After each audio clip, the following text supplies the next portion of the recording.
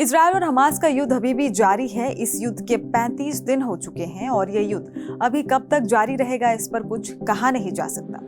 जागरण global के इस episode में हम आपको बताएंगे कि इस युद्ध से किसको नुकसान हुआ है और किसको फायदा हुआ है और दुनिया को इस युद्ध से क्या मिला है। लेकिन वीडियो शुरू करने से पहले मैं आपको बता दूं कि जागरण ग्लोबल एक ऐसा शो है जिसमें दुनिया में होने वाली घटनाओं पर विस्तृत रूप से चर्चा की जाती है। आप हर हफ्ते शुक्रवार की शाम 5 बजे इस शो को दैनिक जागरण के इस चैनल पर देख सकते हैं। आप हमें सब्सक्राइब कीजिए ताकि कोई एपिसोड आपसे छूट ना जाए। वापस आते हैं खबर पर। इजरायल और हमास के बीच पिछले 35 दिनों से युद्ध जारी है। इस युद्ध में अब तक विभिन्न आंकड़ों के अनुसार 10,000 लोग मारे जा चुके हैं। गाजा में एक अनुमान के मुताबिक 10,000 घर पूरी तरह नष्ट हो गए हैं। अगर इजरायल की बात करें तो इजरायल को भी इस युद्ध में भारी नुकसान हो रहा है। जेपी मॉर्गन की रिपोर्ट के मुताबिक इस युद्ध से इजरायल की इकोनॉमी 11% तक सिकुड़ जाएगी। इस युद्ध में इजरायल का लगभग एक दिन में $246 मिलियन पैसा खत्म हो रहा है और अगर ऐसे ही इजरायल और हमास की वॉर लंबे समय तक चलती रही तो ये इजरायल के लिए फाइनेंशियल डिजास्टर साबित हो सकता है। इससे India middle east Europe corridor पर गहरा इम्पैक्ट देखने को मिल सकता है, क्योंकि जब इजरायल के पास पैसे ही नहीं होंगे तो इजरायल इस प्रोजेक्ट को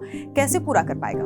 अब बात करते हैं युद्ध से अब तक दुनिया पर क्या इम्पैक्ट पड़ा है और भविष्य में क्या पड़ सकता है। हम लोग इसे 5 पॉइंट्स में समझते हैं। पहला पॉइंट, सितंबर महीने में भारत ने G20 समिट का सफल आयोजन किया था। इस समिट में India middle east Europe corridor पर चर्चा की गई थी, जिस पर इंडिया, अमेरिका, सऊदी अरब, इजरायल और यूरोपियन यूनियन ने अपनी सहमति भी दे दी थी। इस कॉरिडोर के जरिए इंडिया से सऊदी अरब, इजरायल होते हुए यूरोप को एक कॉरिडोर से जोड़ता था, लेकिन इस युद्ध की वजह से फिलहाल ये आइडिया सफल होता नहीं नजर आ रहा, क्योंकि सऊदी अरब जो एक मुस्लिम कंट्री है वो इस युद्ध के चलते इजरायल के साथ मिलकर शायद ही इस कॉरिडोर पर काम करना चाहेगा। दूसरा पॉइंट, कई भू राजनीतिक विशेषज्ञों के अनुसार इजरायल हमास युद्ध से रूस को खास बेनिफिट हो रहा है, क्योंकि रूस पिछले 1.5 साल से यूक्रेन से युद्ध लड़ रहा है। वहीं यूक्रेन अमेरिका और कई यूरोपीय देशों की सहायता से रूस को कड़ी टक्कर दे रहा है। अगर हमास और इजरायल के बीच ये वॉर लंबी समय तक चली तो अमेरिका इस युद्ध में उलझ जाएगा। इससे रूस यूक्रेन पर एडवांस कर सकता है।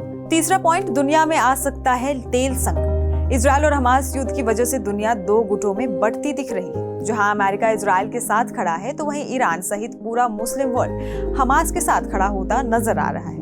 ईरान ने तो तेल उत्पादक देशों से ये तक कह दिया है कि कोई भी देश इजरायल को तेल ना दे। इसके अलावा अगर युद्ध और भी फैला और ईरान अगर इस युद्ध में आ गया तो दुनिया के सामने बहुत बड़ा तेल का संकट खड़ा हो जाएगा, जिसका आप अंदाजा भी नहीं लगा सकते। चौथा पॉइंट, चीन पर इस युद्ध का क्या असर होगा। रूस की तरह चीन पर भी पॉजिटिव इम्पैक्ट देखने को मिल रहा है और ये जंग जितनी लंबी जाएगी चीन को उतना ही फायदा होगा। चीन को इससे सबसे बड़ा बेनिफिट ये है कि इंडिया में जिस IMEC प्रोजेक्ट की बात हुई थी, ये प्रोजेक्ट चीन के बेल्ट एंड रोड इनिशिएटिव को टक्कर देने वाला था, लेकिन इजरायल हमास युद्ध की वजह से IMEC का आइडिया अभी कोलैप्स होता नजर आ रहा है। 5वां पॉइंट है, इस युद्ध से भारत पर क्या असर होगा।